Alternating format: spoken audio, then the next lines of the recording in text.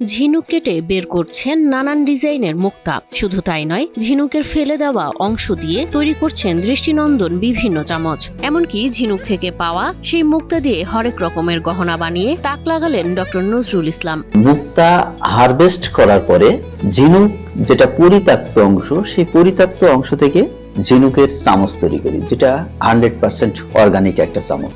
এই সব ঝিনুক চাষ করেন নিজের খামারেই এবং ঝিনুকের সাথেই করছেন 3 শ্রেণীর মাছ চাষ। মাছের জন্য আলাদাভাবে খাবার না কিনেই মাছ চাষ করে হচ্ছেন লাভবান। এখানে আমার একই সাথে 3 শ্রেণীর মাছ চাষ হচ্ছে, সাথে ঝিনুকে মুক্তা চাষ হচ্ছে, অর্থাৎ পানির শরবত ব্যবহার হচ্ছে। জানা যায় পৃথিবীর দামি খাবার ক্যাভিয়ার পরিবেশনে ধাতব নয়, বিশেষ এক ধরনের চামচ ব্যবহার করা হয়, যা মাদার অফ পার্ল বা ঝিনুক চামচ নামে পরিচিত।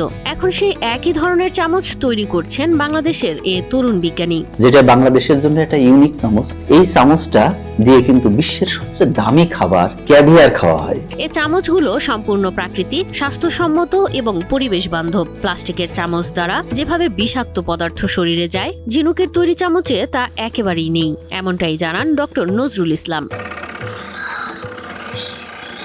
খামারেই তিনি তৈরি করেছেন এক অভিনব পণ্য, ঝিনুকের খোলস দিয়ে তৈরি অর্গানিক চামচ, যা দিয়ে ক্যাভিয়ার বা অন্যান্য বিলাসবহুল খাবার পরিবেশন করা হয়।